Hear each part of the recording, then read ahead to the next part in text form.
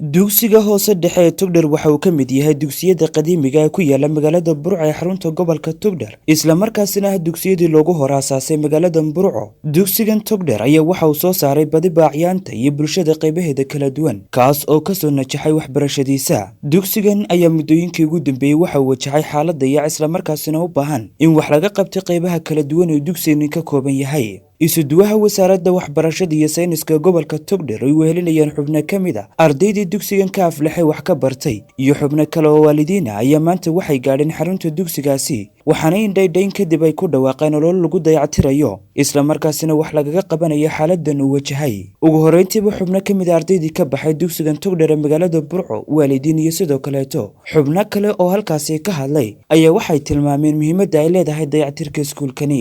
iskuulkii aanu ka baxnay oo waxaanu aragnay maanta noo baahan annagii noo baahan shalay isagaan u baahnayn balse maanta annaga iskuulkii baa noo baahan.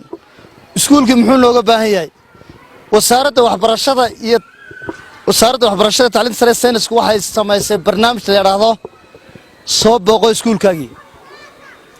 annaguna waxaanu annagoo kaa ka duulaynaa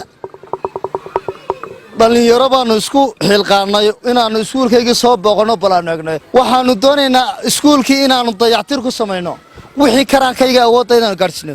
wuxuu u baahan yahay waxyaabo badan sida sheegayso wasaaraddu qayb way qaadanaysaa. qaybtii ka hooseysa iskuulka dhexdiisa ayaa u baahan wax badan in la hagaajiyo sida siligyada oo kaleeto albaabada oo kale daaqadaha oo kaleeto. dhalinyarada shanta ah ee aasaasay ee abaabulay ee u damqaday dugsigooda aad iyo aad baan ugu mahad celinaynaa. waxaan kaloo leeyahay dadkiina ka baxay ee nooc walba leh ee wasiirka leh ee madaxweynaha leh ee waxaan ku idhi nooc walba waa inaydun u damqataan kuwiina dabadda qurba joog leh ee nooc walba leh. iskuulkii aan ka baxay maantana aan joogo in layla arko dhibka uu qabo iyo waxyeelada haysata runtii wax badan baa laga qabtay oo aan la hagaran karin.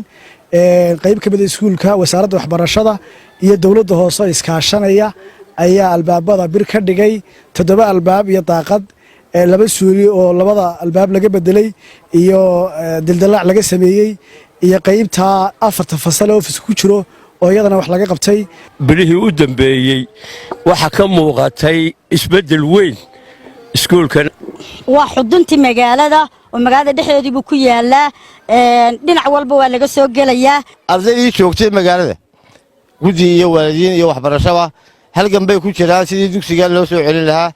waxaan daba ka codsanayaa ardayda dibadda ku maqan ee dibadaha jooga daafaha caalamka meel kasta ay joogaanba waxaan aad iyo aad ugu codsanayaa inay ardayda wax la qabtaan inay maanta iskuulkii u soo jeestaan oo waxqabadkii iskuulka iyo ka warhayntii iyo ilaalintii iskuulka iyo dayactirkii u soo jeestaan.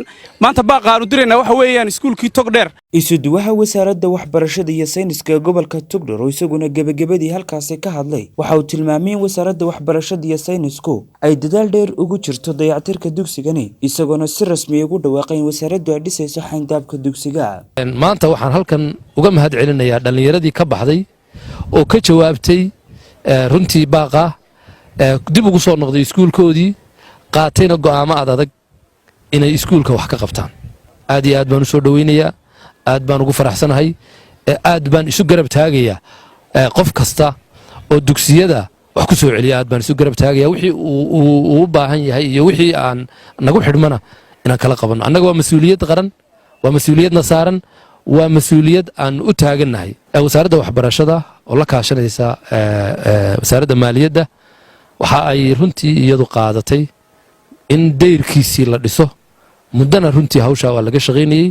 falilaahi alxamdu waxaan halkan maanta si cad ugaga dhawaaqayaa in hawshii dayrku ay soo dhammaatay